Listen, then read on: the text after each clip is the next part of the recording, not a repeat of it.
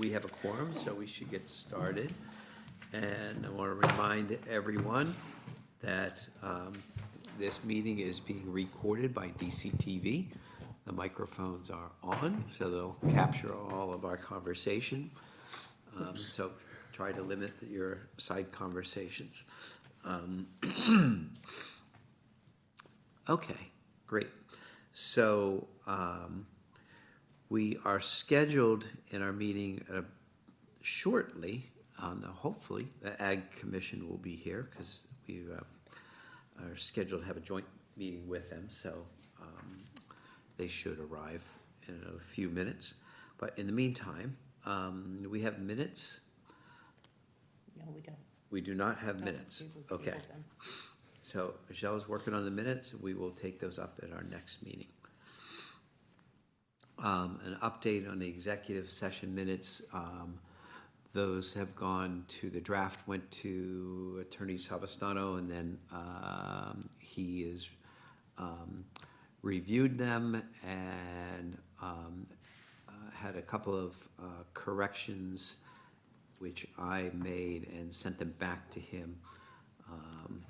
And so at this point, we'll wait and see if he has any further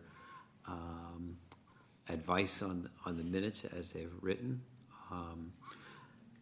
I did attend, because I saw I could, and it was available. I did attend the one of the Attorney General webinars on open meeting law a few weeks ago. It's kind of interesting.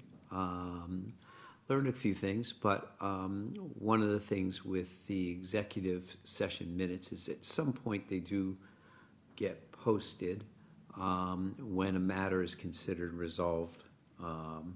So I asked Attorney Savastano to advise on that. Our response has gone out to Mr. Higgins, so I'm not aware that we've heard anything further from Mr. Higgins, so who was the complainant. So we'll just check in our future meetings on the status of the executive session minutes, and at some point they'll be ready to be posted. Membership update. We're waiting to see if the select board has acted on Ms. Murray's letter of interest to the select board to serve as an at-large member, but I have not gotten anything further that the select board has taken action on that. No one from the Ag Commission? I thought we had. She is on the Ag Commission, yeah. She is, okay. Yes. So I sent a letter kind of endorsing her because and indicating that the CPC was very interested in someone who was on the Ag Commission and had that experience and stuff. So hopefully the select board will act on that and she will join us in May. And she may be here this evening as part of the Ag Commission. Okay, and then invoices. We have an invoice from, let's see, this is Attorney Savastano, and we were provided the times, which thank you for printing the email. So we have his time associated, and these are charges for the open meeting law complaint and a review of the CPC article. So take a look at that. And hi, Mike. Hiya. Sorry, Mike. You're just in time to be the receiving end of all these invoices.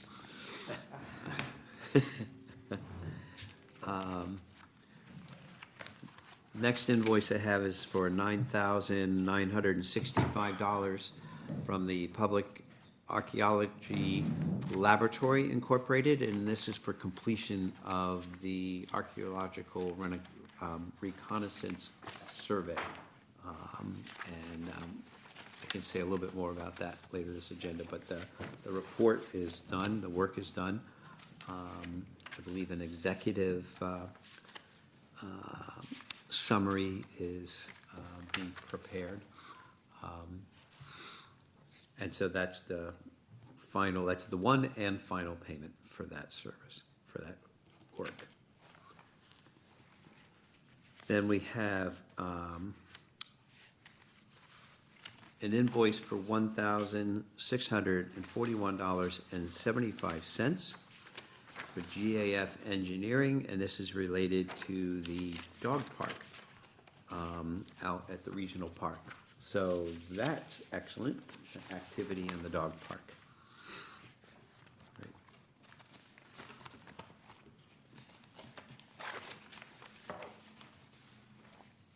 And then I also have an invoice here.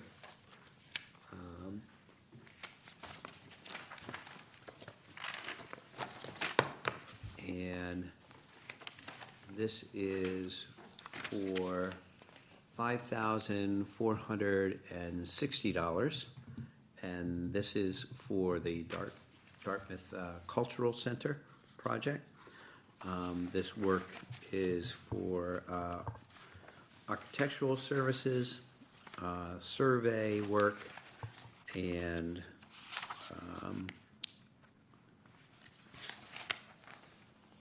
yes, the survey work and then architectural services. We just got it literally like before I left my home. I received it by email. So what's a good way to do this? Everybody do it, and then we say no. Is it not that? No, not difficult at all. Okay, if you don't mind. No, I'll do that. Okay, I'll take great, it. thank you.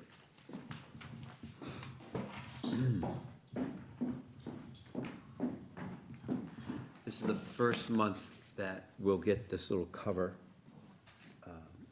form. And so I think the first time out, give a little bit of grace for folks, so I will remind Tim to do one of those. So we'll get one for future invoices from the dog park project. But I would recommend we just, go ahead and approve it. We'll get in a groove with folks. So. It's a learning curve. What's that? It's a learning curve. Yep, exactly.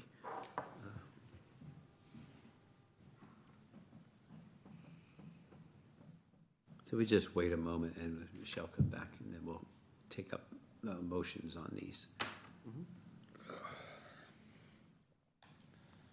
I should make a note that the planning board has not voted on which members are sitting on which committees.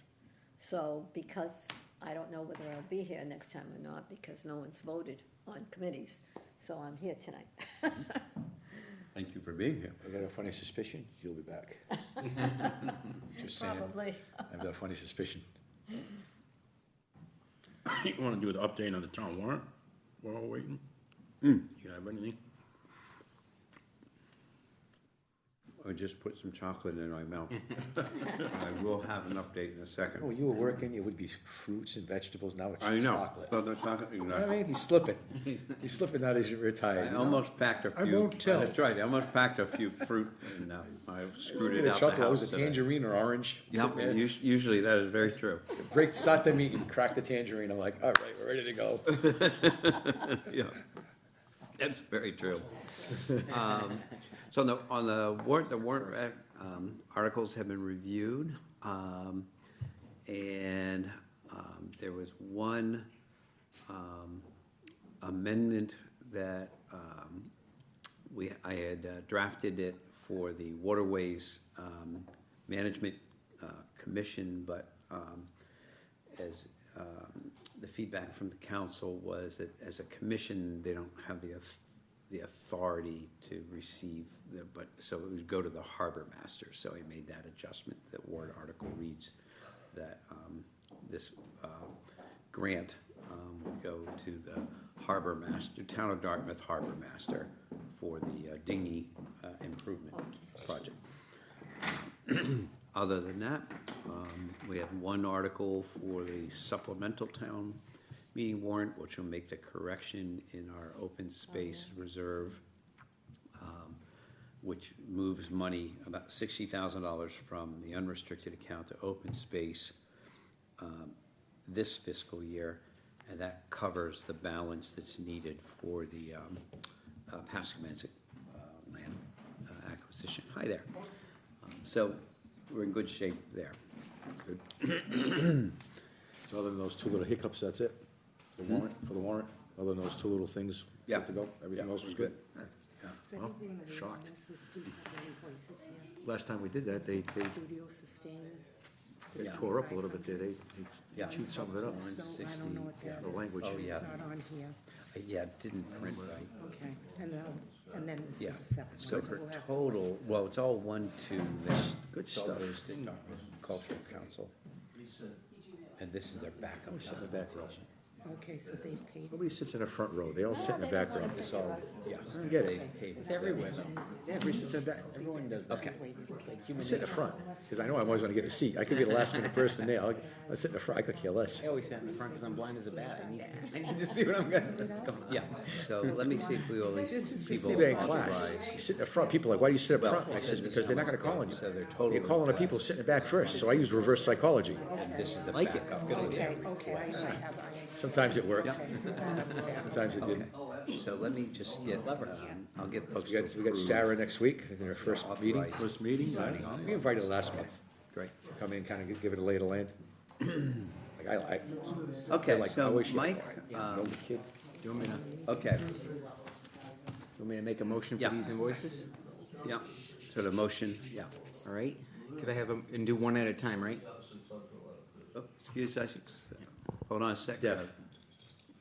Okay, we're actually in our meeting, so, yes, Mike? So I'll take these one at a time then? Yeah. So I'll entertain a motion, or make a motion rather, to pay GAF Engineering, Inc., $1,641.75 for the Dartmouth Dog Park. Second. Any discussion? All in favor? Aye. Any opposed? No, that's unanimous, okay. Next, I'd like to make a motion to pay Public Archaeology Laboratory, Inc. in the amount of $9,965 for Renaissance Survey Study. Renaissance Survey Study. For the Dartmouth Archaeological Survey. Second.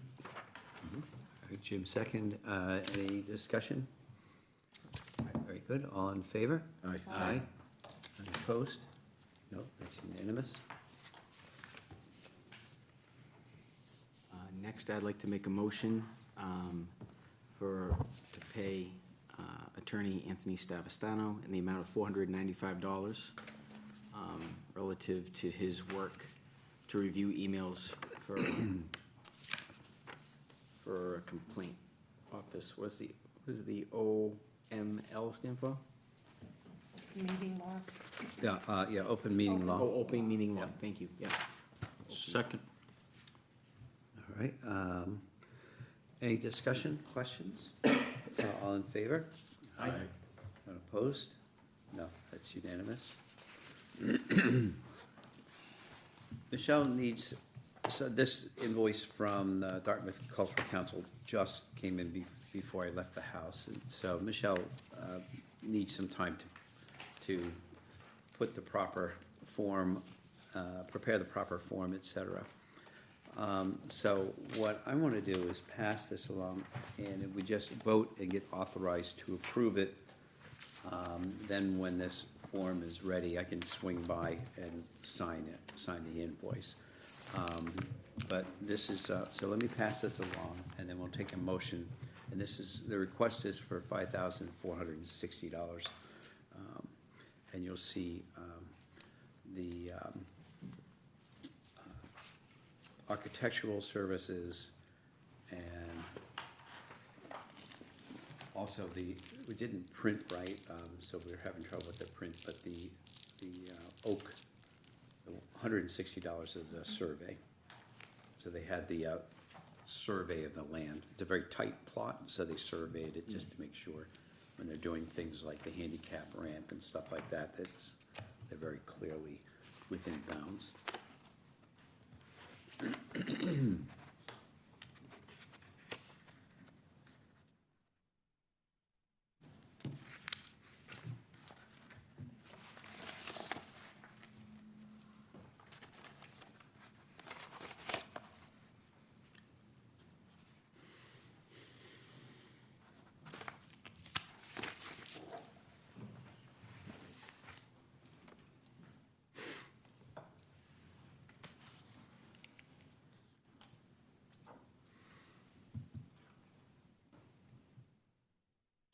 While people are looking at that, who brought the chocolate bunnies? Oh, that was very nice of you, thank you. I've got one for you, Mike, because you weren't here, so I Oh, saved it. Yeah, there you go. Thank you. We'll pass that down with the invoice. Yeah. You can dump it in your coffee. That's not a bad idea. Thank you. Thank you very much.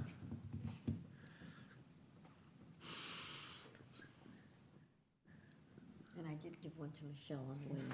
Okay, I Right, read do. mine. This is okay, so then I'll make a motion to approve the invoice for $5,460 to Studio Two Sustain is the name of the it'll be the firm? Dartmouth Cultural Council. Oh, they're getting Yeah. the check? Okay, That's to the right. Dartmouth Cultural Council. Yeah, Second. all right, any questions, discussion? All right, all in favor? Aye. Opposed? Do you need- All right, that's unanimous. Do we need to initial or sign this? No, what I will do then is on behalf of the committee, when the invoice cover form is prepared, I'll swing by and sign it on behalf of the committee.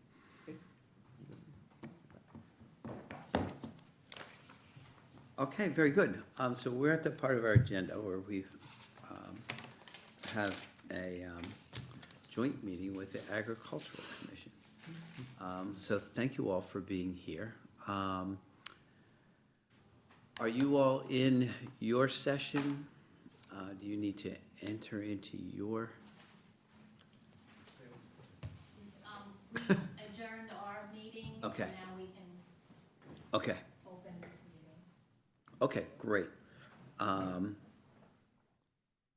Microphone wise, is that a movable mic?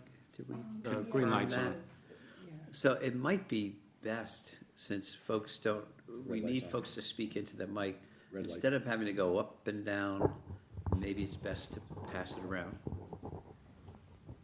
Almost sounds like a square dance move. If you guys sat closer, you could use our mics, but you know, I could barely see you way Great, back all there. right, so I think we can work with this. Yeah. So, it was good to have our last meeting and have some dialogue about the kinds of things we could be talking about. And so I tried to lump them together into these four groupings. Key issues facing local agriculture. It's a real opportunity for us to be educated as we're aware of these key issues, help us in how we understand the projects before us. Priorities for supporting and preserving local agriculture. Opportunities and concerns with projects that combine agricultural preservation with historic open space or affordable housing. And collaboration between the Agricultural Commission and CPC in the CPA project and oversight process. So those are kind of four areas. I'll try to keep this as free-flowing as possible, because I think that'd be feel much better that way. So if you all just keep passing the mic around, that'd be excellent. So in the key issues facing local agriculture, what would you all tell us about that in Dartmouth? So the key issues are land access and affordability, deer, and the financial viability of farms. And also sort of tangential and involved in all of that is the community's involvement and understanding the importance of farming in our town. Did that to anyone else? I encourage, try to do this as much as a dialogue as possible, so don't. The second, you said deer? Yeah. Okay, I just wanna make sure I heard it right, that's all. Yeah, so, the deer population in northeastern and southeastern Massachusetts is approximately 3 to 6 times above carrying capacity, and that's according to Fish and Wildlife and their counts. There are some areas where the population is up to 10 times what it should be, and that's according to some Audubon data that they've released. And so obviously we have oases of beautiful vegetables that look amazing. And so the crop loss due to deer, so think about a deer coming in, it's not that they eat a full head of lettuce, but they take a bite out of each one, so they can wipe out a huge amount of lettuce in one night. And they don't even have to eat the whole thing to make it unsaleable. Also, there are the food safety rules that we have that are administered by MDR, the Massachusetts Department of Agriculture. These are FDA rules that are coming down under FSMA. You cannot harvest anything that is near wildlife poop. So it's not just them eating it, them trampling it. If they poo near it, you can't harvest it. So there's food safety rules in there as well. Farmers are spending an inordinate amount of money building deer fencing. Unless it is a permanent 8-foot-high woven wire deer fence, which costs approximately $5,000 per acre to install. Every other type of fence isn't going to work long-term. You know, by the end of the season, deer are getting in. So it is also a problem. I just totaled a car hitting a deer. So it is a safety issue in this town.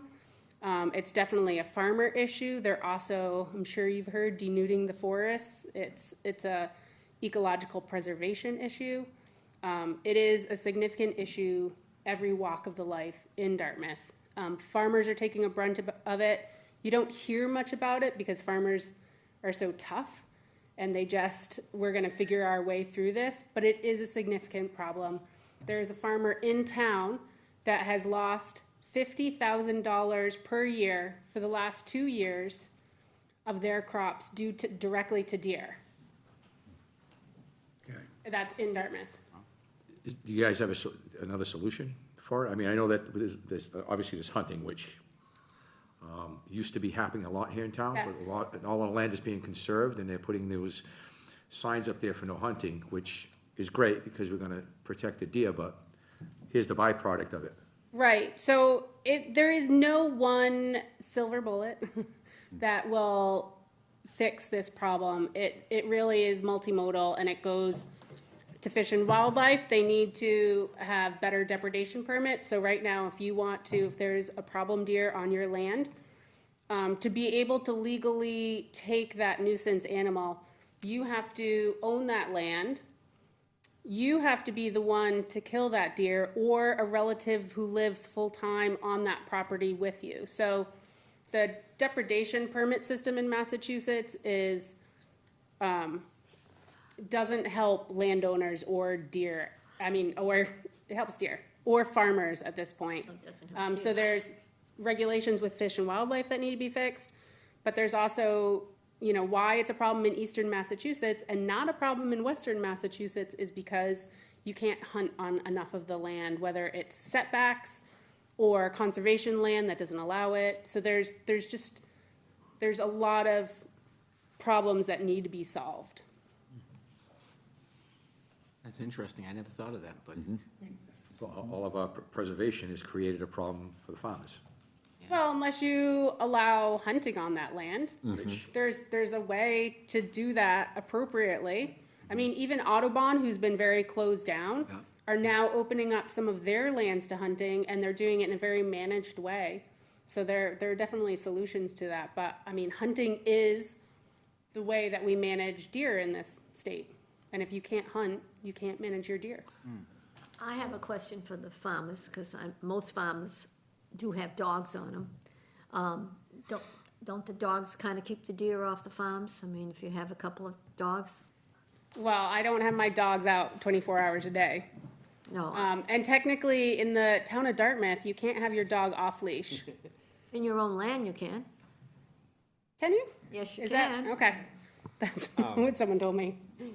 On your own land, you can have your dog off Okay, leash. okay, You gotta be under your control. Right, and you, that's I think- right. right. You know, a dog would work if you're working on a small scale garden in a fixed space. So I think a lot of people like. So we lease the King Farm land on Bakerville Road, and you know what's not apparent to a lot of people that drive on Bakerville Road is what the scope of that landscape Oh, I know, is. it's a big farm, yeah. And so we have a 10-acre footprint on that farm with 4 different fields that we grow vegetables in. One of them is viewable from the road just south of the farm stand.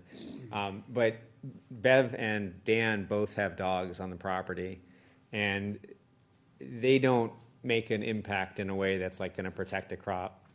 To put numbers in perspective, just to give you a sense for us, so we have 3 herds historically that have been on the property the last 4 or 5 years. There's one on the south side of the property. There's one kind of towards the high school, and then there's one that'll come across Bakerville Road that lives off of Twin Pond in that area. And this winter, we had, I think it was 9 or 10 deer that were killed through the hunting process. And Dan King, our landowner, is in the process with depredation permits. But I think what Susan just mentioned is really critical. Historically, depredation was up to the landowner or the business owner, but it could not be given, to somebody else.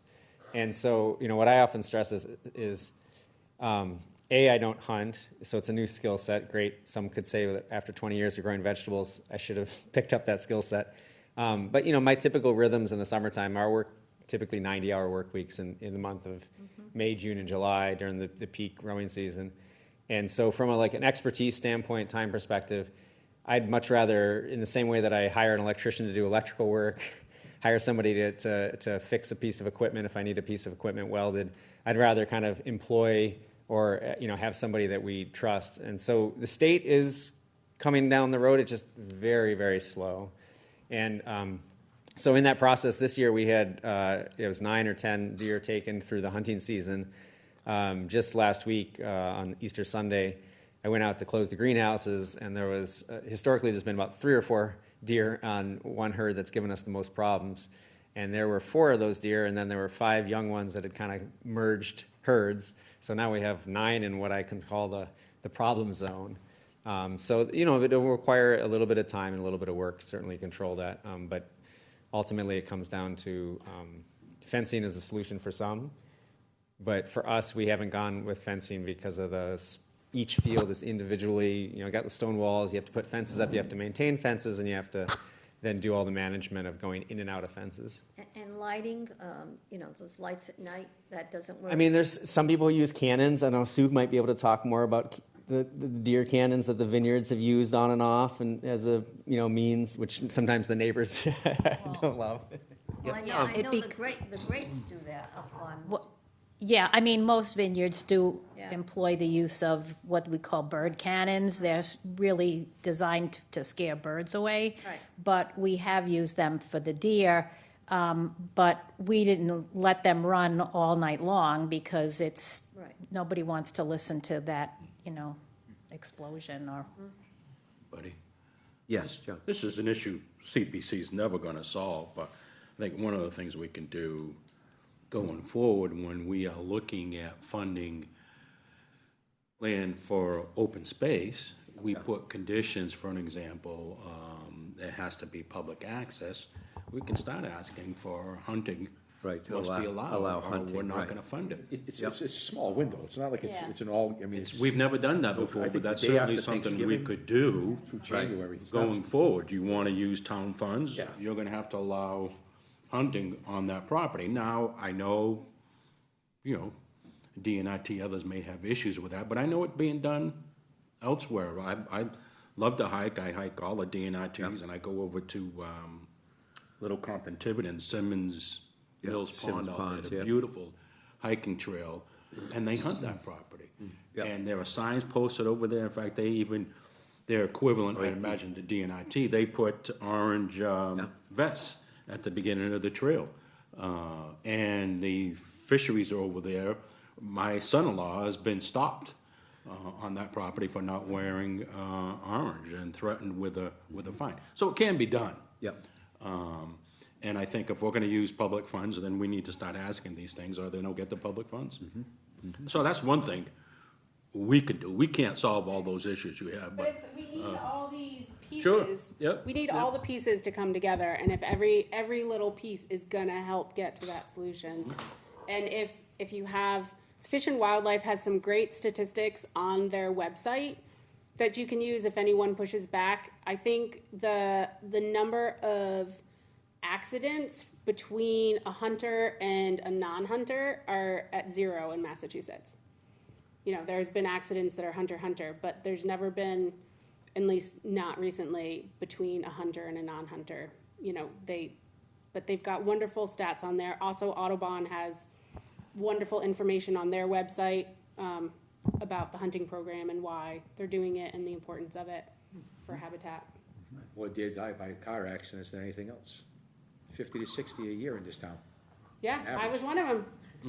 And it 50 to killed my 60, car. I think that number's low, I think it's higher now. It's 50 Yeah. to 60 right now. Yeah. So you had mentioned some other kind of issues as well. It's like, Our number one issue is farmland access and affordability. yeah, And, you know, if you can't have farmers if you don't have affordable farmland and and access to farmland. yeah, and can you talk a little bit? I mean, so if what are farmers facing now in terms of land access? What are some of the barriers or some of the issues that you're facing? So I think affordability Uh-huh. is the number one issue. Do you wanna, take it? Yeah. And if you could, at least for the first time when you speak, and we can Thank catch you. up with you, just who you are, and that'll help Michelle. Okay, great. Yeah, Derek Christensen with Bricks Bounty Farm, thank you. Thank you. Yeah, so, we moved to Dartmouth in 2008. We leased land initially from the Dominican Sisters of Hope on Tucker Road. And, we looked at farmland. We were farming in New York before that. And my wife grew up on the vineyard, and we wanted to be close to family, but not on the vineyard. And what was appealing to Dartmouth were sort of like three major factors. One was there was an existent agricultural community, so I liked the idea of not being a token person. Whereas Metro Boston, you're often going to be like the one farmer. So I liked the idea that there would be other farmers that I could lean on in times. And then two was the access to land, and that was a really deliberate process the Dominican Sisters of Hope went through to look at identifying a farmer to come onto that land. And so we leased that land for 6 years, ultimately didn't purchase that land. To be really upfront about what the circumstances was, I think we came into that initial lease process thinking that the sales price would be lower than what it actually was. And after the conservation restriction had been put on, which included funding from the town, the purchase price for the house was a number that is going to seem cheap. It was, I think, $320,000 at the time, but the house needed to be completely renovated. And so there was another $200,000 or $300,000 at a minimum, not including labor, to do those renovations.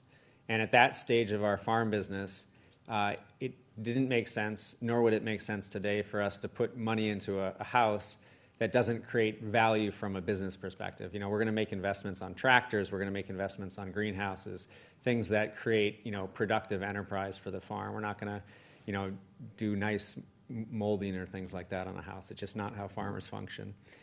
The reality for us is we lucked out. We bought a house in the Meadowood neighborhood at the end of 2013 when the housing market was nowhere near what it is today. And we're able to purchase a house that, made our mortgage affordable. And then now we lease the land from the King family. We've been leasing there since 2014. But what's clear, and I've had these conversations because we've trained farmers over the years, and a lot of our farmers that we train, they don't tend to end up in southeastern Massachusetts. They go to other places where they can afford to start a business, is the cost of housing in southeastern Massachusetts. This is no surprise to anybody. It's a big barrier, and we wouldn't be able to locate our farm into Dartmouth today if we were to try and purchase a house at market rates.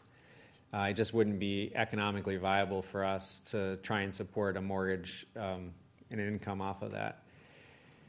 Now, we're really blessed by a lot of great conservation groups in town and a lot of town efforts to preserve farmland, but that doesn't always translate into a purchase price for the farmer. So we were talking briefly about one of the coalition properties that they preserved recently in Fairhaven that had a bid and ask process, and I think the settled number was maybe $650,000. So that was $650,000, but also required work on a house. And so it was a similar scenario where, you know, I had some friends that looked at that property and they said, you know, if the house was viable, we could maybe think about doing it. But if it's at that number and requires significant, you're looking at $1 million plus to do that. And again, that's not putting the money into building greenhouses and building farm structures and all those sorts of things. And so really what's happened over the last decade, obviously we don't build housing in Massachusetts or Rhode Island to the need that we do. That's not something that's unique to farmers. But the farm income is it's not like farm income has kept up with inflation prices. And so for a lot of farmers, it's trying to find opportunities where they might have a group. Westport's done this a lot recently with the Westport Land Trust, where they come in, preserve the piece of property using a variety of public and private funds, but then try to make the purchase price at a number that the farmer who's coming into that property can afford to pay the mortgage on. And currently in Dartmouth, some of our conservation groups, which are so great, but they miss that final piece, which is looking at the affordability for farmers. And so a lot of the younger farmers, like myself, I'm not that young anymore, but I'm still a young farmer by comparison, you know, leasing land is the only solution to staying in town in that sense.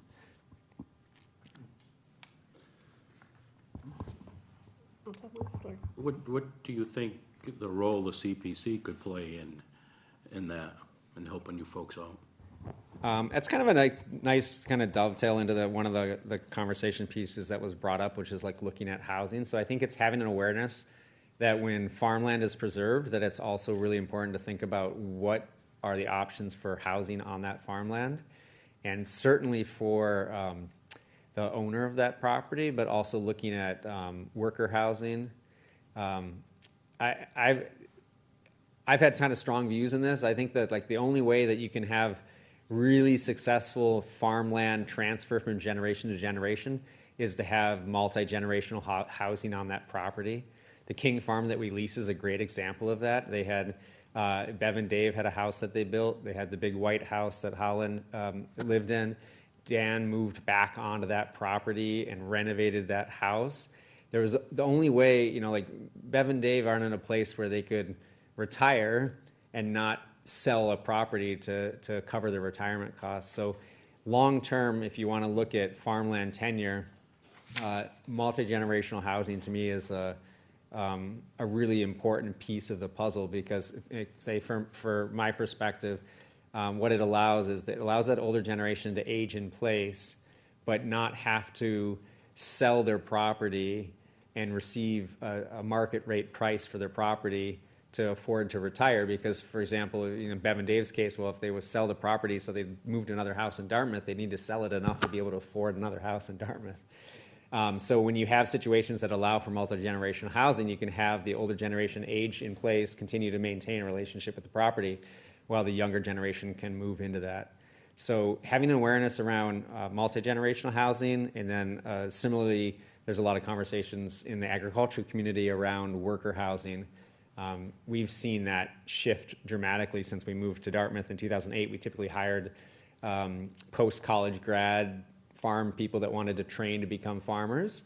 And the last 5 or 6 years, we've shifted a lot towards hiring college-age students, people that are from town, can live with their parents, can afford a $20 an hour wage or $15 to $20 an hour wage, because the housing has gotten to be so expensive that it's not super practical for younger people. You know, if you're going to learn how to farm, and you want to learn how to farm, you might decide, well, I'm going to learn how to farm in Western Massachusetts, where I can afford to find suitable housing and farmer wages.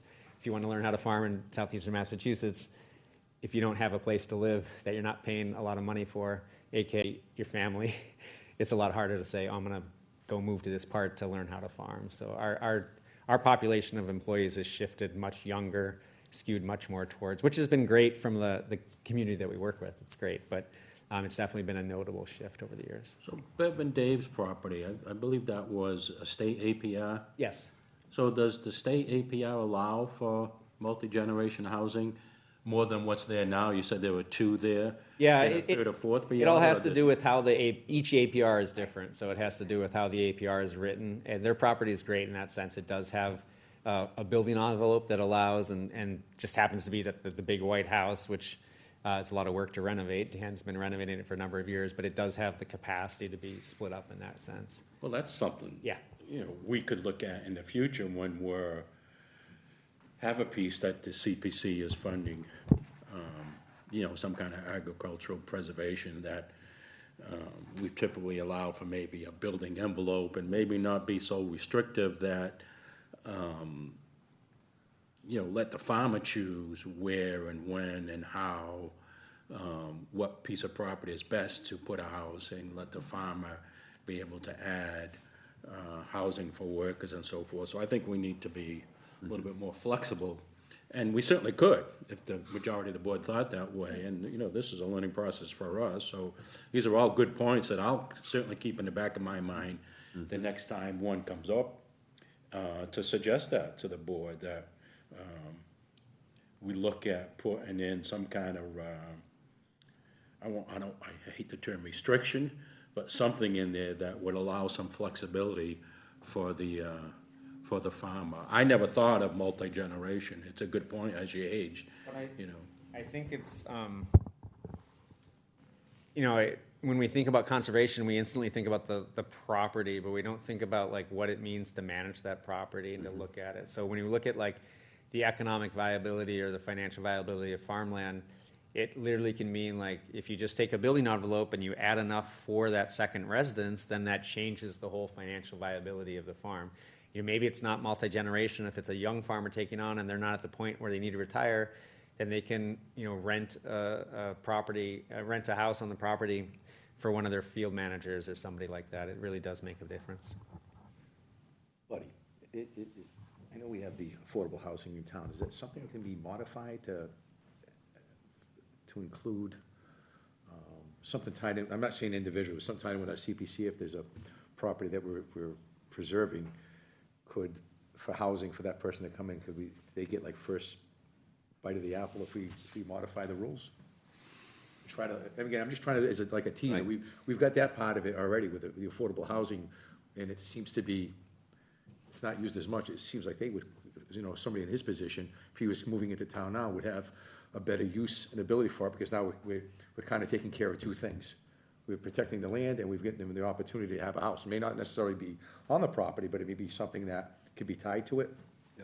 I mean, Kind of just thinking as I'm going along here. Well, one of Yeah, the Mike. things that I was thinking of while you, and to kind of piggyback on what you're saying, Joe, is that, you know, in some communities, like they use federal home funds, and again, it's just for affordable housing in general, not tied specifically to agricultural, but, you know, you can design a program that allows for like down payment assistance, for instance.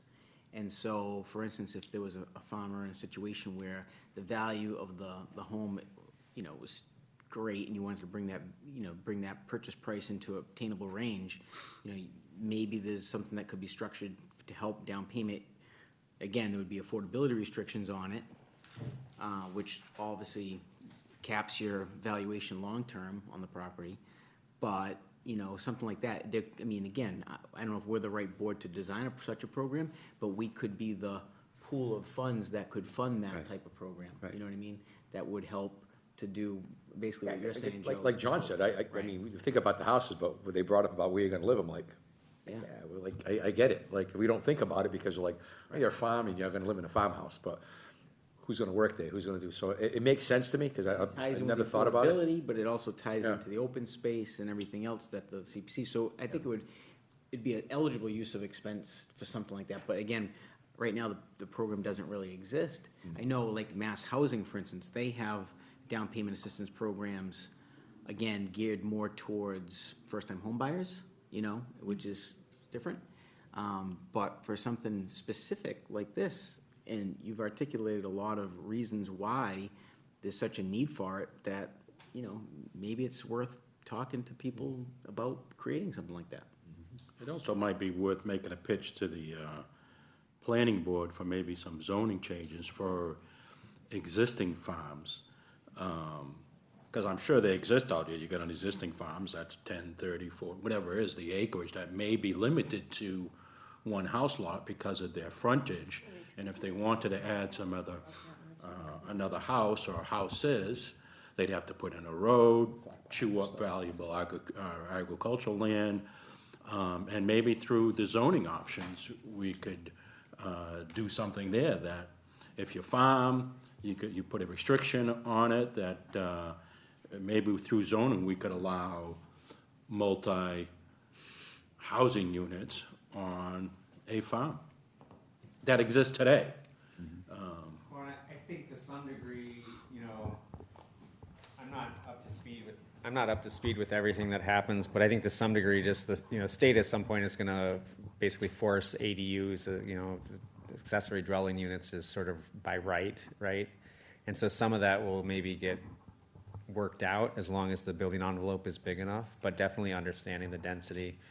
But, you know, that would probably be just one small unit. I Yes, think exactly. What you're telling me, farmers are quite unique where you could have multi-generation and you've got a work staff that you want to be able to support. So it's a little bit different than simply adding, you know, a small in-law apartment to a house. So that may help out to some degree, but I think it's an option you folks might want to explore with the planning board. If you had a facility that would house your workers, if you had you know, X amount of rooms, if you got 10 employees that you need, and you had the ability to allow them to live there, I think you would get, you know what I mean? Well, what is Round the Bend Farm? I've gone and toured Round the Bend Farm, and they have workers that work there. I have toured their houses that they stay in, and there's quite a few down there. I mean, I don't know how many, maybe 10? I don't think it's that many, but it's Alright. probably like 6, I think, Okay. but I honestly haven't walked back Alright. on that property in a little while. Okay, so I haven't either. So maybe there's 5 or 6. And I went into them and I toured them, and they were nice little units. Yeah. So that's something that farmers can use, right? Round the Bend Farm does that. I think they do that within the existing zoning. Yeah. I think they had when Yeah, if you could introduce yourself for your they, first my time. name is Andy Burns, Thank you, Andy. from Jordan Road. I think Round the Bend allocated that land and it's within the zoning for some, I don't know the details, but But zoning for what though, Andy? I mean, Well, that's zoning what- down there is single residence B. right, but I think when they did, you know, that's what I'm saying, I shouldn't speak on this, but I don't know, are the houses mobile, for example?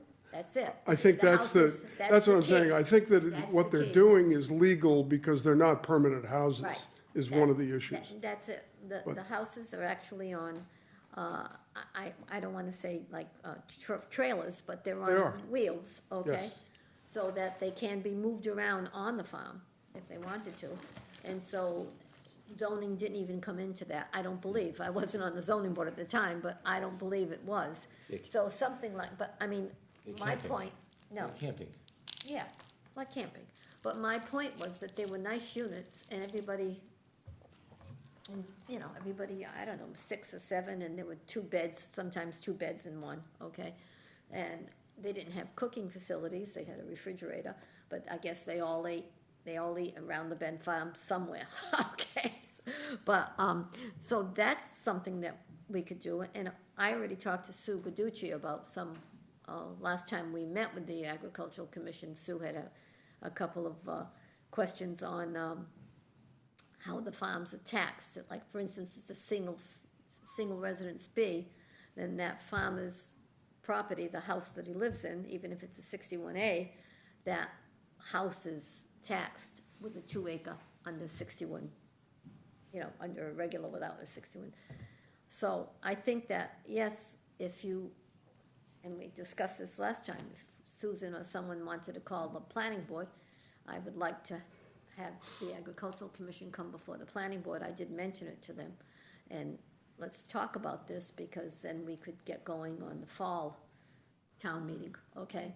Excuse me, that had, I think at the time when we were discussing it, it was gonna be, instead of requiring a 2-acre lot on an APR now, this wouldn't be everywhere, but instead of having a 2-acre lot, reduce the lot size if all of the other land is being dedicated for a preservation restriction.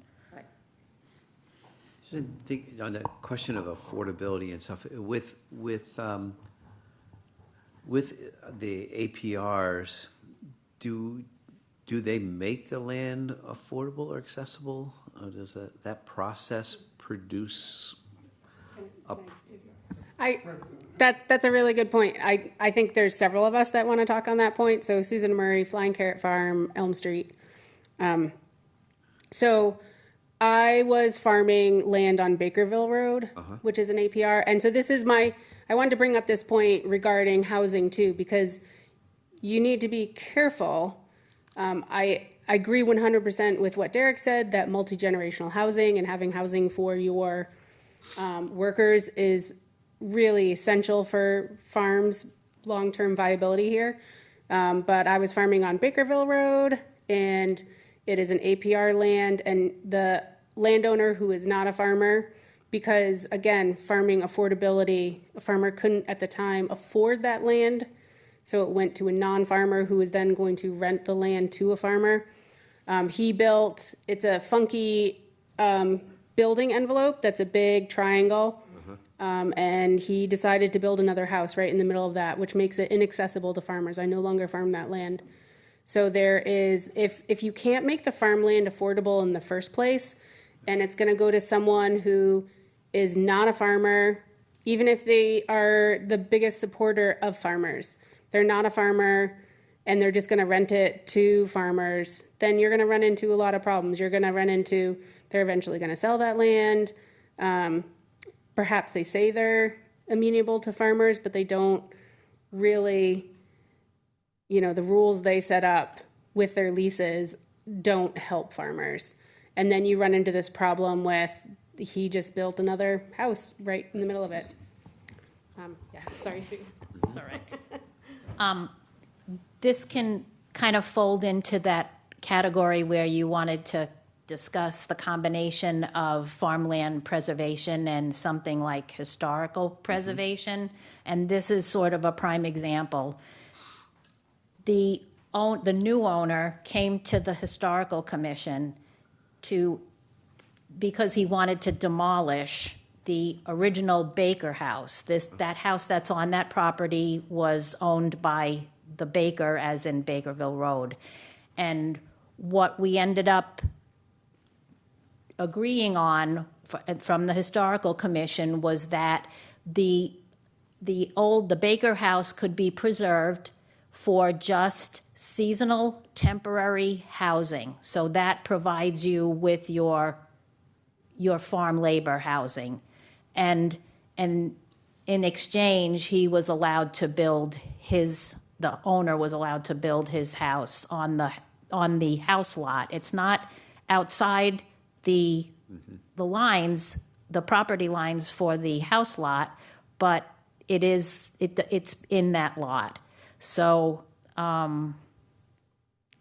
if he continued to want to live there and the farmer wanted to live in the old house, then I imagine he would need to rent it or could rent it to the farmer. But the placing an APR on property, that doesn't bring the valuation down enough to be reachable for folks? I'm gonna just comment on that, and then I'll pass it on to Fred. The problem with that is that anybody who wants to get top dollar will transfer the value onto the house lot. So even though, let's say at the time, the department was only requiring $10,000 an acre for that farmland, the person that sold it transferred all the value onto the house lot and sold it for like $625,000. So hence the problem.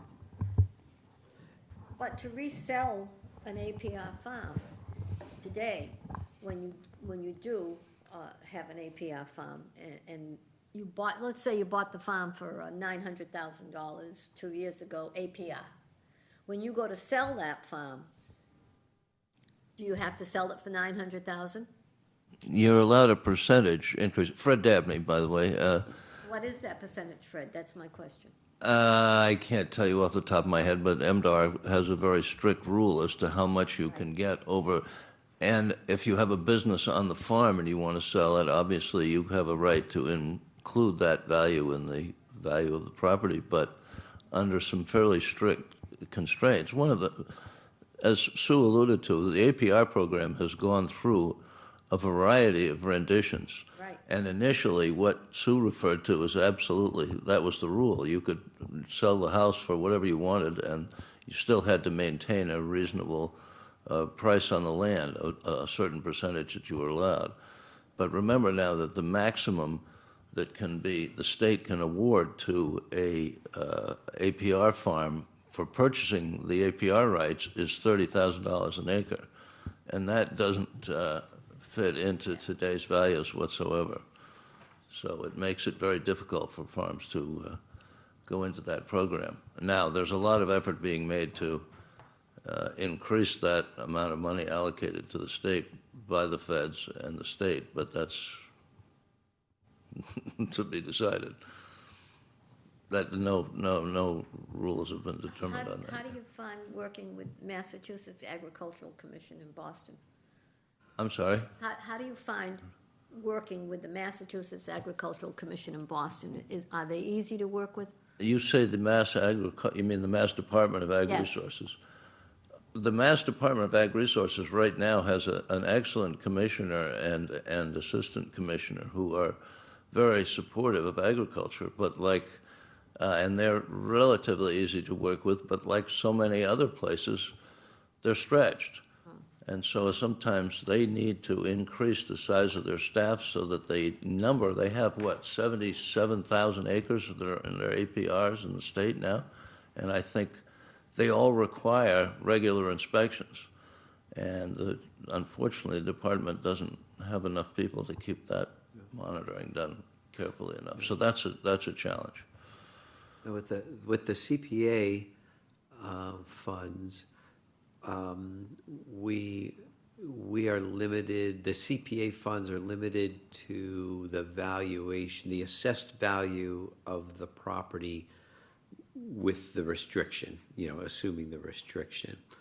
And so when we see these open space projects, we're looking at, we're getting appraisals and we're kind of looking at, okay, that might be a landowner might want to sell this, or DNRT might want to buy it for have to buy it for $600,000, $800,000.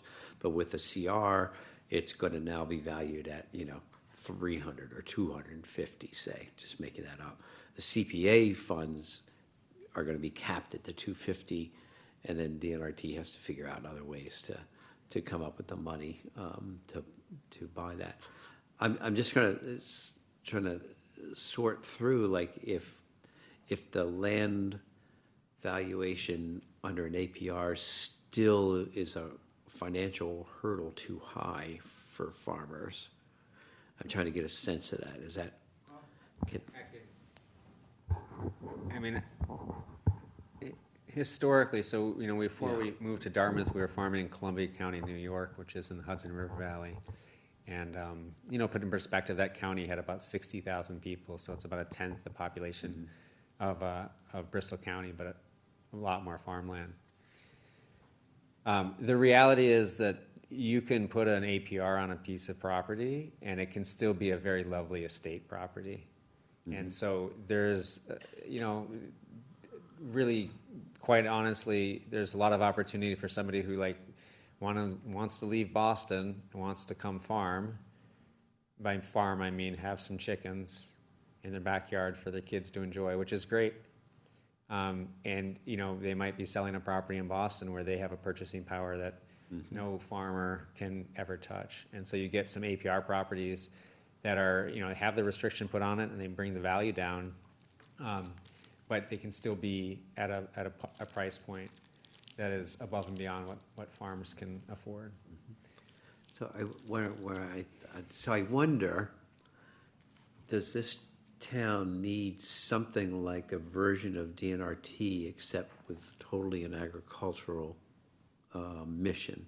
In other words, an entity that goes and purchases property for the sole purpose of agricultural use and then turns around and makes long-term affordable leases, 50-year leases, 30-year leases to farmers. So in Western Mass, one of the groups that's done that is called Equity Trust, and I've put Nick at DNRT in conversations with them. I think my personal feeling is that like you'd rather not just start extra nonprofits from an administrative standpoint, and so I think to DNRT's credit, both the board and the current staff is further along the education curve for understanding these same kind of conversations and understanding the value. It would be much easier if that was the sole focus of one of the farms. CMAP has been thinking about some funds. Maybe Susan can talk about that in a second. But yeah, it's a process. It would be lovely to have an organization like that. So I'm also the executive director of CMAP, the Southeastern Mass Agricultural Partnership. And we are trying to create a funding source that would help farmers buy farmland, but that's a ways out. I mean, that's a huge fundraising effort and lift, and I would say at least 5 years out if it comes to fruition. I think coming back to the town of Dartmouth and farmland that we have here, I believe DNRT has identified 4 or 5 key properties that it would be important to preserve in farmland, large properties. And I think if the town can, one, I mean, we need people to value farms and farmers. It's not always the most economical decision if you're looking at numbers, but if you value the farmers that are in this town and value having farmland in this town and open space, which I think everyone here values, but not everyone in town values. If that's what you want to value, then it's going to take a concerted effort of support from the town to help preserve these last big pieces of farmland. And once you lose farmland, that's it. It's not coming back. So I think it's financial and preparing for the important properties that are going to come up, identifying which properties the town values and wants to help preserve, and figure out how we as a community can raise the funds to help preserve those pieces of land. But if they're not under 61A and they come up for sale, the town doesn't know. Do you not know what's coming up for, I mean, No, I'm just saying. Yeah. I'm not talking about me, because I'm a real estate Yeah. agent. I'm talking about the selectmen. Let's use the selectmen. If it's not under a 61A, because you all know how that works, and that property. Sometimes, Pardon? sometimes. All right. But the, yes, under yes, ideal circumstances. but under, but if yes. John George's farm went up for sale, we would all know, right? There are key properties in town that, even if they're not under 61A, we're all gonna know they're up for sale. Yeah, because that's right here on Slocum Road. Right, but it's the identifying the key pieces of property, being aware of, are they under 61A? Is this a property that we value and we want to save and see in farmland? And then how are we gonna do that? But we gotta identify the properties first so that we can keep an eye on them, talk to the owners, have those conversations, if that's possible. Isn't that something that you guys do though? Yeah, The Ag Council? I mean, yeah. basically, I look at it, I grew up, there was no farm. My father had a farm, was about the size of this table. But isn't that something that the Ag Council would have, like the list? I The mean, like Agricultural historical? Commission? Yeah, we do, but we're not in the official loop of notification of 61A right of That's first. not what I'm asking. I'm saying, we're talking about the culture, the farming community in Dartmouth. You guys should have theoretically, in the perfect world, you should have the pulse on every single farm. Whether it's the smallest farm to the biggest farm. Don't you have like, or maybe you should, have like an outreach to them? Because you should be like the town's eyes and ears for us. I say for us, for the town. To be able to say, hey, listen, we spoke to farmer X. That farm may be coming up, to kind of give everybody a heads up instead of we're scurrying around like lunatics trying to get, that's what I'm getting at. I figure your group would have that, like the pulse on what's going on. So I'm sure several people will want to talk on this. This brings up an incredible point about the economic viability of farming in Dartmouth. I am the executive director of CMAP because I can't afford to farm. So I have a full-time job, plus I farm full-time, and there's a lot more farms in Dartmouth than you would think. So I talk to the farmers that I talk to, and I'm friendly with the farmers I talk to, but the idea and the Agricultural Commission is a volunteer organization meeting in the evenings after you put your farm to bed. So I'm just going to be honest here. I don't feel like anyone in town listens to the Agricultural Commission. We have been shouting into the wind for years now. So I don't know how, with 2 full-time jobs, a kid, that I'm going to keep tabs on all the farmers, or as a group, we're going to keep tabs on all the farmers in town to let everybody know when something's going to happen. I'm not saying you need to knock on their door. What I'm suggesting is, once you or someone gets a list together, right? There's this thing out there, constant contact. I think it's wonderful. And I'm sure the farmers are using email.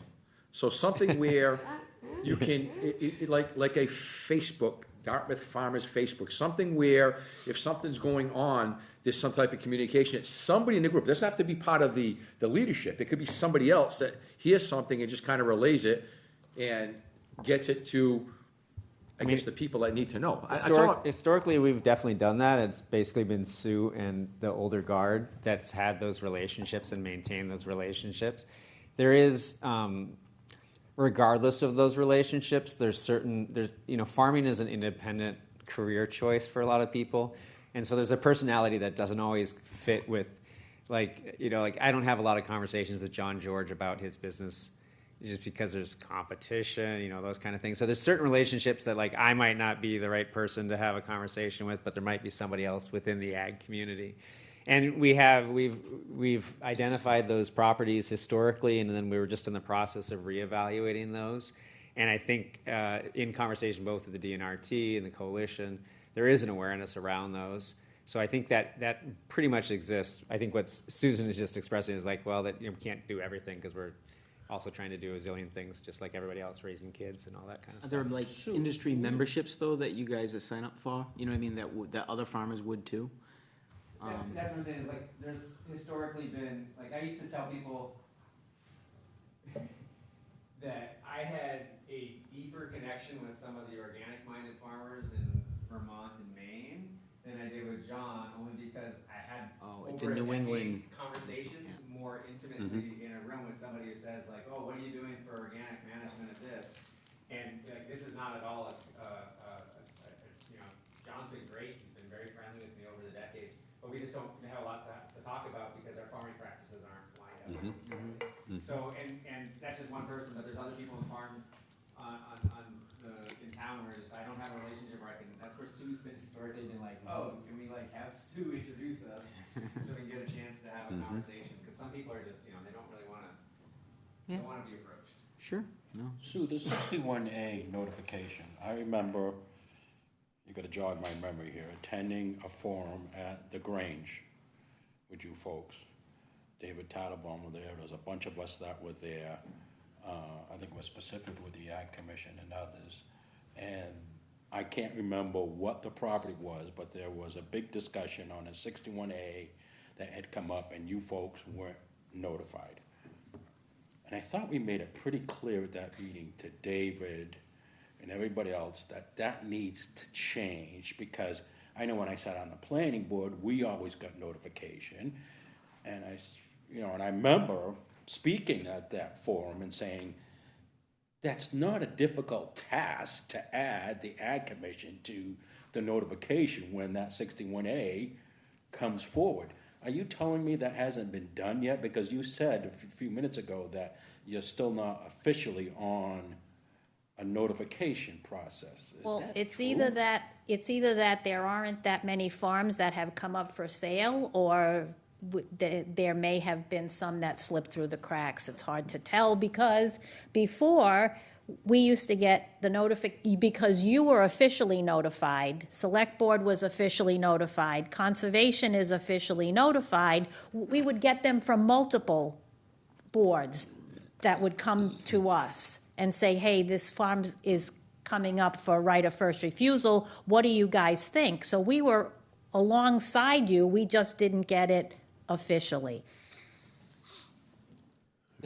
That still needs, I can't believe it, still having this discussion. That needs, and certainly when I run into David, I'm gonna remind him of this, because I remember it was a hot topic discussion at that forum.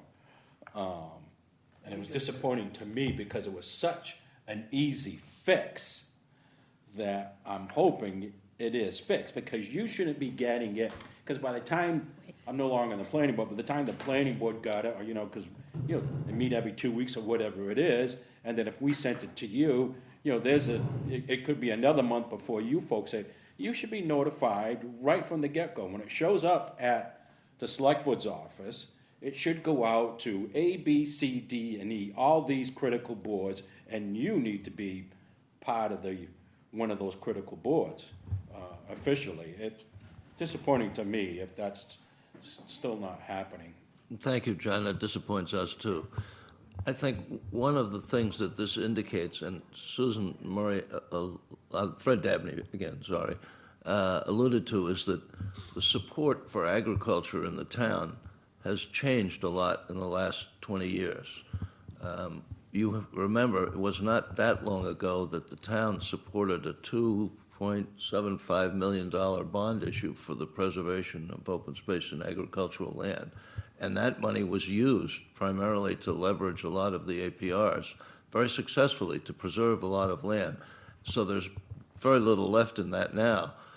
The challenge is that the land's more expensive, and the thought we had originally of trying to get that fund restocked, we realized, given the town's financial issues, is not a realistic project. One of the things that we've talked about in the past is that we tried to get a cost of community services study done, which would indicate what it takes to maintain a piece of open land versus what it takes to turn it into a housing development. And a town has a definite negative loss to the taxpayers for every housing development, as opposed to keeping that land in open space or agriculture. And there has been a study for this town that was completed several years ago that indicated that, and we were hoping we could get that updated, because that is definitely something that I think taxpayers need to understand, that every time there's a significant addition to the housing, it's going to cost the taxpayer money. It's not going to be a positive revenue generator. So that does kind of also raise, one question for us is thinking about, do we use CPA funds in Dartmouth to capitalize just that kind of a fund? So we've capitalized a housing trust in the town. It's the Dartmouth Housing Trust is under the control of the Select Board. I think we've probably put, 300 or 500,000. We put over time have put money, CPA funds in there. Town meeting has approved putting CPA funds in there. So one question is, maybe down the road here, is do we consider if there was such a trust put together that existed just for preservation of agricultural land, the CPA could be one of those sources that could capitalize it. and over a period, 300,000, I'm just making these numbers up, the committee, we haven't talked about it at all, but, $300,000 a year for 3-4 years, to capitalize a trust. And it would have to be used according to CPA and all that kind of stuff, but it would basically put that into the hands of an entity that could then respond. You don't require, they can act without town meeting, town meetings approves capitalizing the trust, and the trust then has the authority to follow the CPA guidelines and use the money. So you don't have to go to town meeting for the trust, like Dartmouth doesn't, the Dartmouth Housing Trust does not require town meeting approval to spend the money on an affordable housing project or the home buyer buy-down program that they have in Dartmouth. And that was what, I think that's the way that trust, the Land Preservation Trust was used, the same way. It was not Yeah. have to go to town meeting every time. Well, I Right. think we definitely support that concept. That may be something for us to talk So it's about. essentially, it's already been established because we have what was known as the Ag Preservation Trust Fund. Yeah. Right, so that it exists. And the other thing, when John was talking about hunting and how that related to preserving open space and then making that land open for hunting, that could be a condition? Is that what you had said? Yes, if we're gonna fund the purchase of open space, that we've always put conditions on it that you have to have public access, but we could add a condition on it that you'd have to allow hunting on the So, property. And, I don't see, it coexists now, not a lot in Dartmouth. I was on the state property off of Division Road, hiking with some buddies, this year, and, stumbled across a hunter sitting on, that was state property, but, they allow hiking and hunting on that, and that abuts the DNRT on Horse Neck Road. I can't think of that, Slocum Preserve, I think Yeah. it's called. And, those trails connect, but you'll never see a hunter on the Slocum Preserve, but you just cross the line, you don't know where that is. But you get on the other side, that's state property. the and Dartmoor, I'm sure the hunter wasn't happy with us, there's 5 guys walking through his, but, was sitting on a tree, right by the trail. But anyway, it does coexist, and there's one example in Dartmouth that it coexists. So that's something that we could look at, and well, that also reminded me that when we established the Ag Preservation Trust and we worked on the acquisition of both Copacut and Sousa Legacy up in northern part of town, that especially with Sousa Legacy, I don't think we ended up implementing the same conditions on Copacut, but it required that the farmland and the farmhouse lot were tied. We had a deed rider that tied them together, so they could not have been sold separately. That was one. And the second was, we limited the size of the dwelling to, I believe it was 2,500 square feet. So if those are conditions that you might be comfortable with that could reduce the, keep the two together for starters, but also reduce the value of the house lot because the house is a lot smaller than what we're seeing nowadays. That's Can I something you can. suggest that the Ag Commission apply for a CPC grant for that trust. Come to us looking for $100,000, see what we appropriate. And if it works, make it an annual thing. But it doesn't hurt to ask and put in an application. Yeah, I think it's a good conversation, because I think, the meeting that we had with Grange was pre-COVID energies and certainly the town's budget situation. Because I was at the place where I was like, great, let's start laying the groundwork for another bond issuance. It's gonna take about 2 or 3 years to build the energy around it. And then, the economy right now is like, it's just not. There's never a good time to ask for money. There's never a good time. And we The could town, when asked, the town's gotta look at what are their priorities.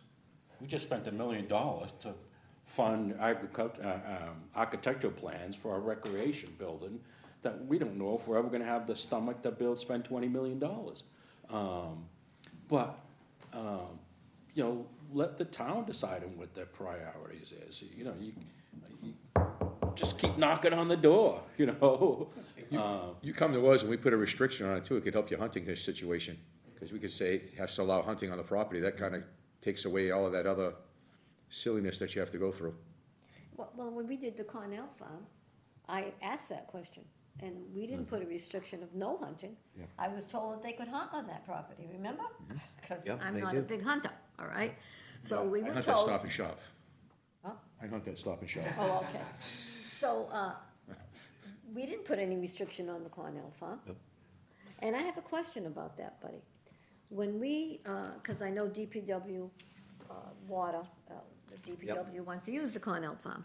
Well, that's, I forgot how many acres, but when we take a farm and we use CP funds for that farm, if there's land there that the farmers can get and use, why can't we let the farmers use the fields? I think all of that is in the nature of the conservation restriction, and we've tried to get, so I think maybe, I'm cognizant of the time, I think we have maybe give this about 10 minutes, because we do have some other business, and, we, in some of our conservation restrictions, we're trying to pay attention to,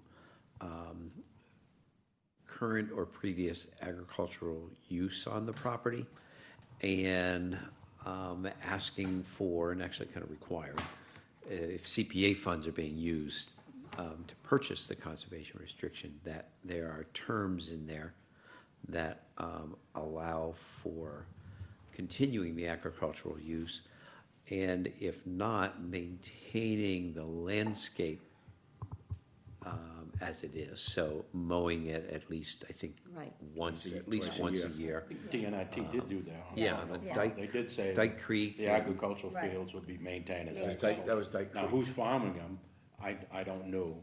I know DNIT's not farming, but who did they release the farming to? I'm not sure, but. Yeah, and I think with Russell Mills, we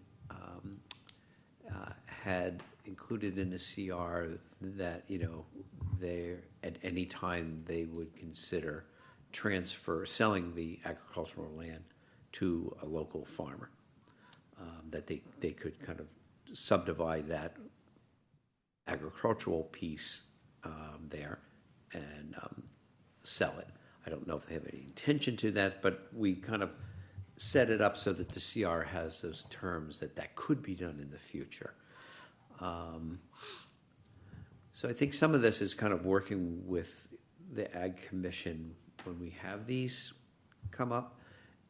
Maybe, the way we work with the Historical Commission is for a historical project. Let's say if someone wants to come in with a historic preservation project, we require that they retain a qualified either architect or preservationist that will be able to advise on meeting the Department of Interior standards for historic preservation. So even if they didn't include it in their request, in the past, at different times, we've added money for that. And then we've required that the Historical Commission provide a letter indicating the significance and support for doing this project. And in places like some of these, like Stone Barn project in Audubon, that the sponsor would, or in that case, the Audubon would go to the Historical Commission with its plans for their kind of endorsement.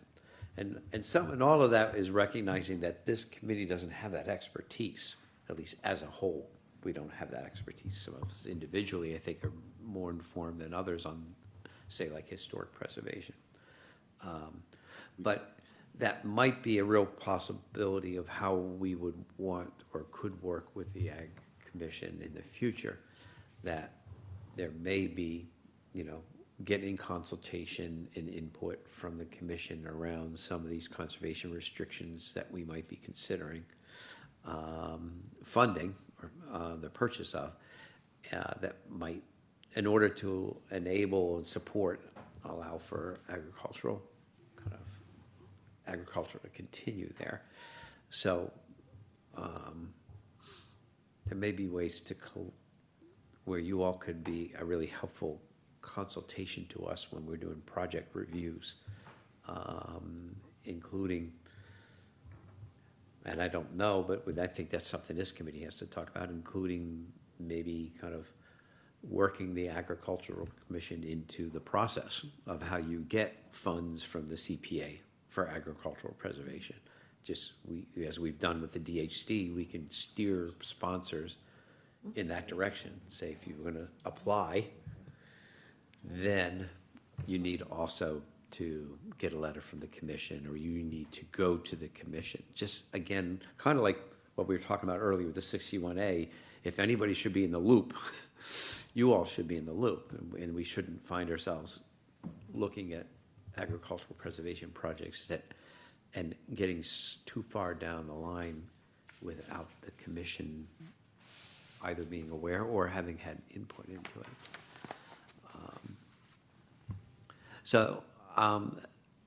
Certainly this idea of a trust, and if there's an entity, so I think if there's an entity in town also that is able to serve as this intermediate, sounds like that's a model that might have some promise down the road around affordability, some entity that can step in, leverage other resources, secure the land, and for the sole purpose of turning around and long-term affordable leasing to farmers. We don't have that entity that's actually doing that yet. You know, I agree that DNRT has all the expertise and probably the potential for it, but that's a mission amendment for them, as far as I can tell. But it could start to be it could really start to be an engine between CPA funds and that kind of an entity and that kind of a process that might be really helpful in confronting some of the very real affordability issues.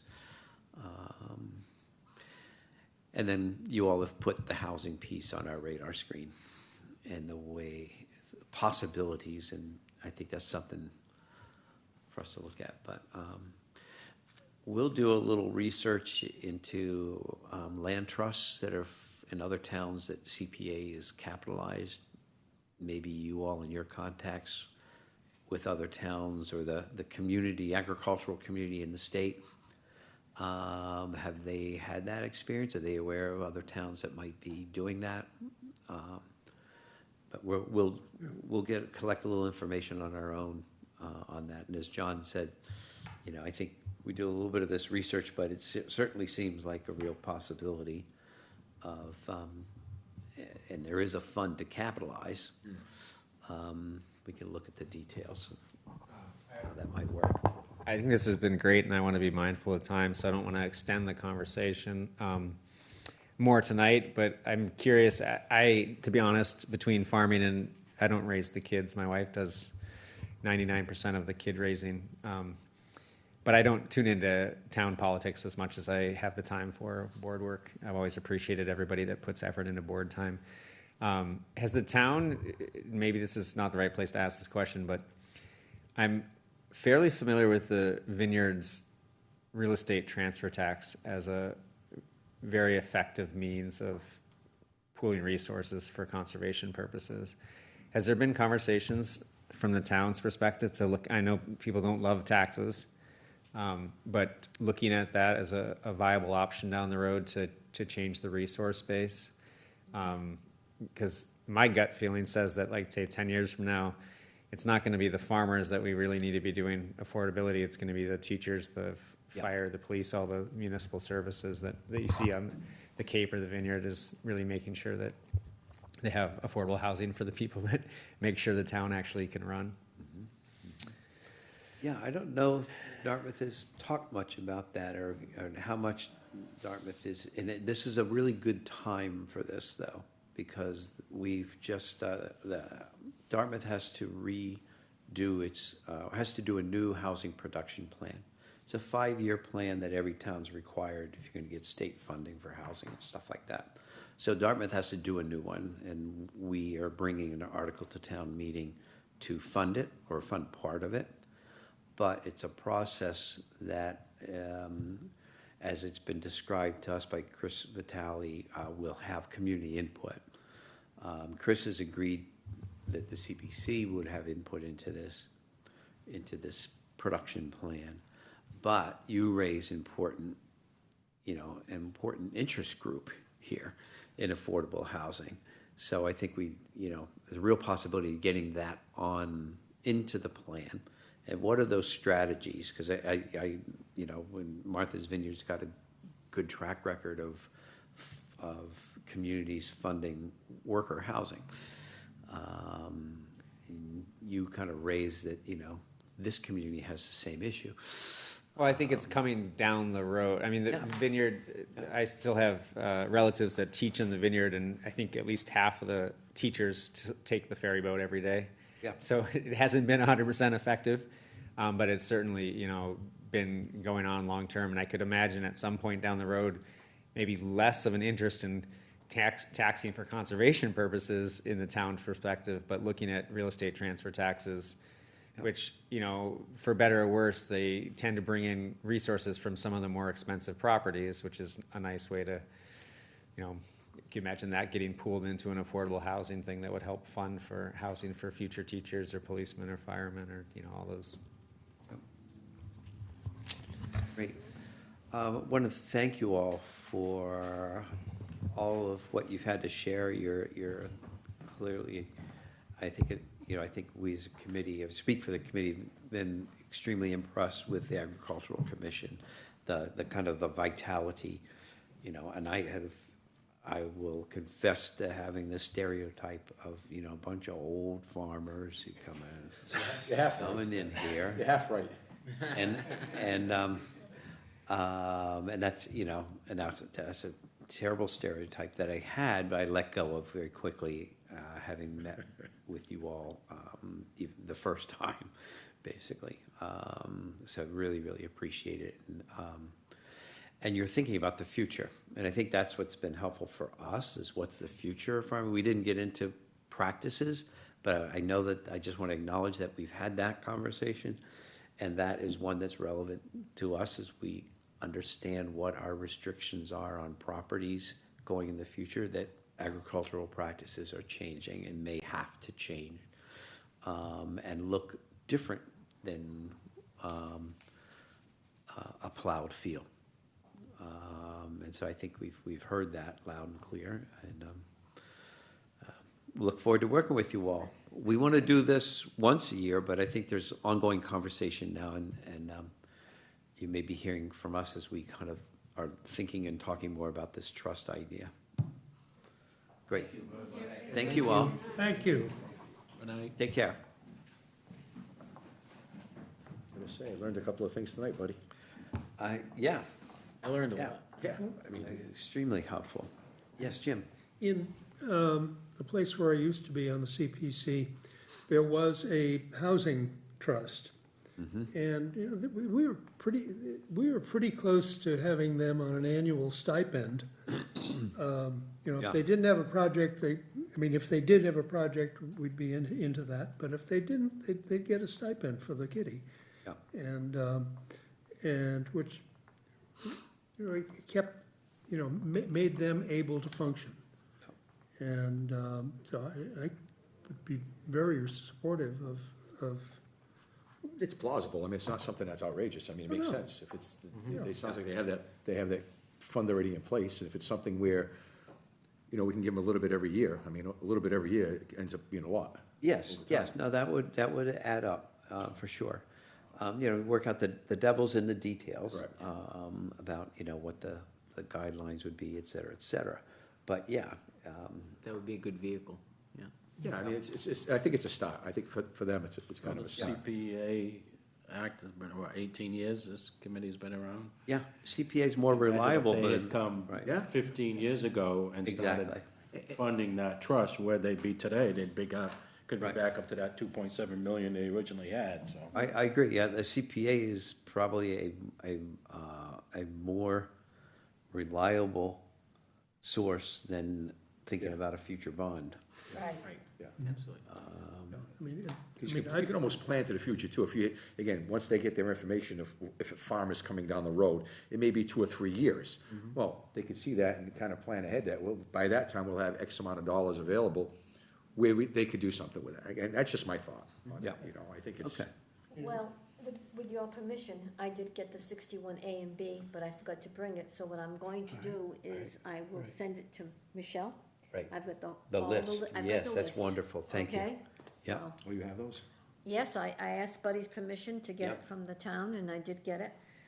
Jessica, I called her today, because she's been busy, I reminded her, and I forgot to bring it, so what I'm gonna do is just send it to Michelle. Yeah, perfect, Okay? yeah, thank you. And it consists of all the farms in the town that are under 61A, and I also got 61B. And which and is then, the- and then whatever's left, they can figure out Right, with the group. I mean, I get the timing thing, we're all busy, but I mean, Right. I think if it's something that's that important, they could almost designate someone else to Right. go off and do it. And I think that'd be benefit to us. I think that, you know, to at least know. I think it's good to have that list, because File on that. that Yes. list, Yeah, there absolutely. there might be some of those 4, and I know, Right. I can think of one right now that they're thinking of, okay? So, on that list, there should be Yeah. maybe those 4 farms. Yeah. That's excellent, thanks for doing that, Oh, my appreciate it. pleasure. My pleasure. Appreciate it. On project updates, Pascagoula drinking water protection, we haven't gotten the MOU executed, but we'll get that squared away. I'm waiting for the town folks to sign it. But they are moving forward and preparing for acquiring the land. So I know that they're working on the details of the conservation restriction. I was invited to a meeting tomorrow, and I don't know if I'm gonna be able to, I told them that I might not be able to make it since we're gonna be in transit, but, they're working on this, on the draft of the conservation restriction, so that's good news, because that means they're getting close to a closing date. I asked Tim Barber if they had a date for closing. He didn't get back to me, but I imagine with this CR work being done, essentially they're going to close and file the CR almost, simultaneously, kind of. So that's moving forward. The update of the archaeological reconnaissance survey. I attended the meeting where the Public Archaeology Lab presented the summary findings of the report. And some more sites of significance have been identified as part of the survey. There were some limitations to the survey in terms of, just cost-wise, how much further they could do in their investigation. My understanding there was going to be an executive summary, and so we would, as a committee, we would get a copy of the executive summary. The data itself about specific potential sites in town is kept as confidential as can be. And in our MOU with the Historical Commission, they are the holders of the information. So we've paid for this service, for this survey to be done. The holders of the information on our behalf is the Historical Commission. And my understanding, the kind of way this typically works is if there's a property that someone has purchases and is proposing to do, say, develop, that they can reach out. I think Planning Board can reach out, can reach out to the Historical Commission and ask whether or not there are any significant features on this parcel. And I don't know the process very much, I've never seen it or been part of it, but I guess one might get back a yes or a no. And then if yes, then there's probably more conversation and talk about then how to develop the site, kind of thing. Well, I think Christine sends it to the historical commission when we Okay. get a planning, site plan review. She notifies them, that's my understanding. Yeah, okay. At the meeting was the conservation agent in the town, Mark, and the town planner and assistant planner were there. Myself, and I think maybe one or two other folks. One of the things that came up, and that might be a future thing down the road, is some of the significant kind of sites in this town, or many, are located along waterways. Now, if you think about indigenous population Right. originally in this area, you know, a lot of commerce and just living is connected to the water.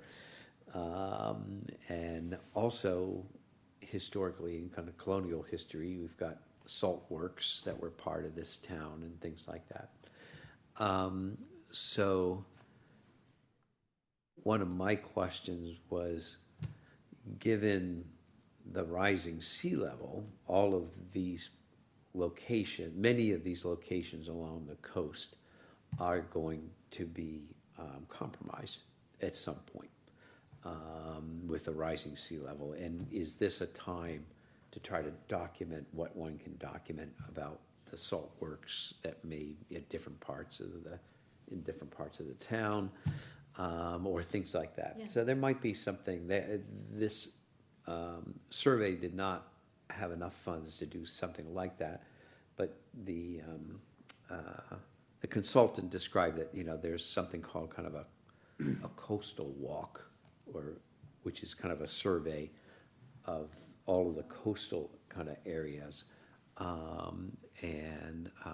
So maybe something like that in the future might come back to us as something the historical commission might want to pursue.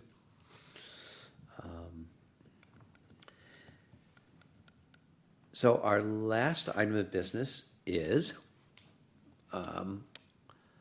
selecting a chair and vice chair and signatories. I make a motion that we continue to have Buddy as the chair. I second. Well, you don't even know what the responsibilities are. That's all right. It doesn't matter. Yeah. Doesn't matter. I think he knows them by now. Yeah. Or what about the salary? You didn't even ask about the salary. Double it. Is it 2 strawberries or 3 pieces of chocolate? So I did a little bulleted thing of currently, so we're making informed choices here, okay? So I did make a little bullet of like chairperson. Typically, these are the things that I have been doing. Vice chair is most often someone who facilitates the meeting if I'm not able to attend, or if I'm running late. Being retired, that's a little less, but it's a little more dicey when I was working. Just to call you every single day, make sure you're alive. Yeah. Vice chair. Yeah. And then signatories are people who we appoint to be able to swing by town hall and sign things in between our meetings if it's necessary. In other words, if there's something detrimental to delaying signing an invoice, the signatories for the committee can sign it as long as it looks to be in proper order. We don't just sign anything. But, you know, you can, the signatory is one who can swing by and sign it. And then at our following meeting, that's reported back. So the committee as a whole is aware of what's been approved. I know Stuart was a signatory, so we should just name the 3 signatories as well. Best if you're local, because it is generally swinging by town hall during business hours to sign something. And Michelle's great about having everything ready, so it's a 5-minute task once you get here. Okay, so It's a lot of time with the chairperson. Sears. Chairperson, there's a motion and a second on the There is a floor. motion, yeah. Oh, that's right. All right, for discussion, I will accept, but I swear that many of you can do this job. Yep. Not as well as you. And a lot of this is kind of like been laid out, so I, Not as well as you, buddy. all right. And who seconded that? Margaret did. Okay, all in favor? I shall abstain, given the consequences of my vote. I'm gonna vote against. Yeah, yeah. Given the harm that could happen. Danger. Is there someone who would be interested in being the vice chair? And what if, John, you would be I'm not interested in that? And but- just means, you know, Yeah, I know, no, you're not called upon too often. not for me. John's going on vacations a lot now. Yeah. Yeah, I didn't notice that. Yeah, Didn't and I notice don't that. blame him, but that's what he's doing. He's getting older, so. yeah. You can nominate somebody who's not here. Who's not here? If they're not here, they never show up. Yeah. Someone else interested? Jim, you be that, run the show on occasions when I'm not around? Badly, Okay, guarantee it. can't do worse. I make a motion, Jim, vice chair. And a second, who's got a second? Second? Yep, Mike? It's easy. Any further discussion? Did you, a campaign speech at all? He already said he's gonna run it. Where's the- Elected will not serve. That's good, All he's done is guarantee you be the chair again. He says, I'm gonna do it worse than you, so you're all set. Okay, there, that was an excellent speech, yeah. All in favor? Aye. Aye. Any opposed? Thanks, Jim. All right, thank you. Opposed. And then signatories, we could have volunteers for signatories. I can I do think that I was 'cause on the I'm list already. I mean, I can do it, John, I'm around. Joe, Michelle can get a hold of me, yeah. Margaret, I'm always in and out. excellent. I like walking into the halls of. All right, so a motion, John, Joe, and Margaret as signatories. Motion? All right, a second.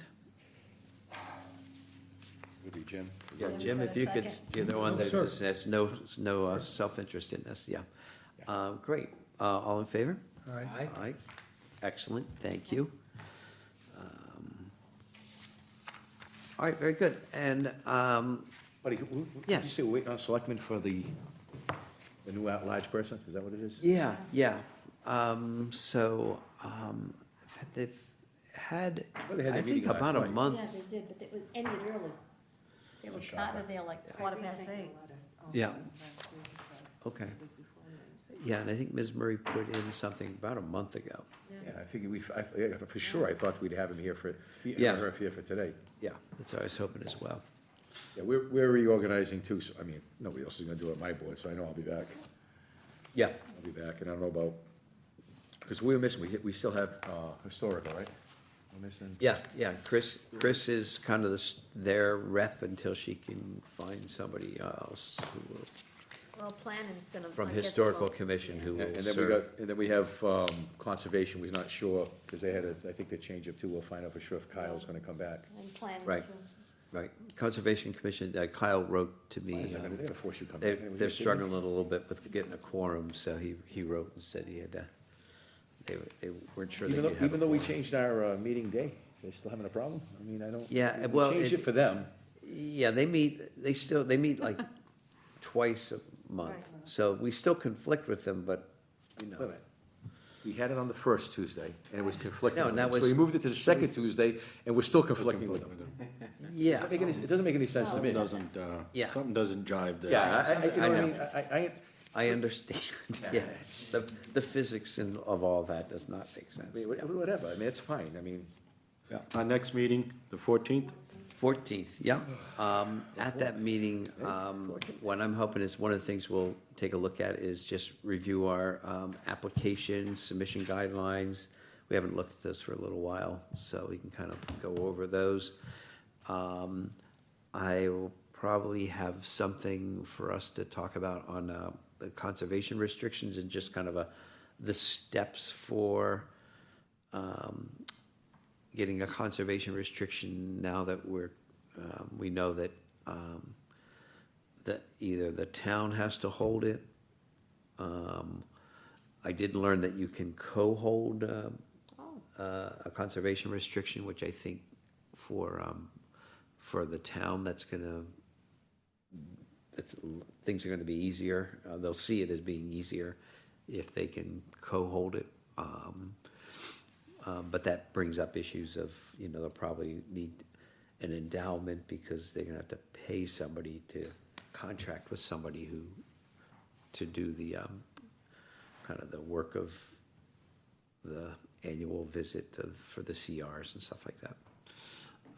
But I'll have something, I've looked at other towns and I've kind of drafted up a few steps. I was gonna send them over to Mark Garrett and say, so what do you think if we did it this way?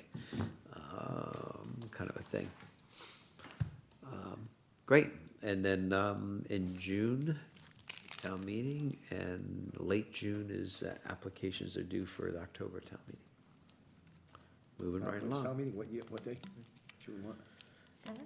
Usually it's that first Tuesday. Come back the fourth. Town meeting? Yeah. Yeah. The I know- 7th, I know, John? yeah, I'm gone, and I you gotta gotta, look at my calendar, I think. yeah, I just wanna, Just look in June, so June, it's the 5th or the 7th. June 4th. Oh, what's That's what I have. Okay.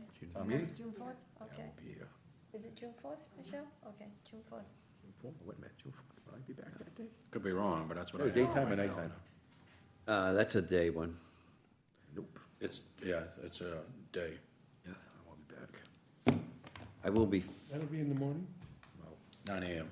yeah, I'm gonna miss the entertainment. I will be fishing in Michigan, Fishing in Michigan. Michigan. To crank somebody else up. I've done Yeah, that. so we'll Whereabouts have in to, Michigan. we'll have to talk about someone just presenting the articles at the June town meeting. Well, you got the vice chair. Yeah. Oh, Well, boy, that's you true, you gotta got a tell you vice that chair. before you Voted him in. volunteer for this one. I move reconsideration. You can't, because you abstained, you can't do it. I don't know if you can, maybe I can join by, I don't know if I can join by, whatever. But, yes, I think, We could do a Zoom for you. I was looking at the calendar and, yeah, we're gonna be in The Michigan. steelhead trout is not gonna wait, so you Yeah, gotta- you I gotta get know, 'em. I know. Okay, Motions to adjourn? motion to adjourn, is there a second on that? All in favor? Aye. Aye. Great, thank you all. Thank you. Okay. So It's actually said, listen, when I picked something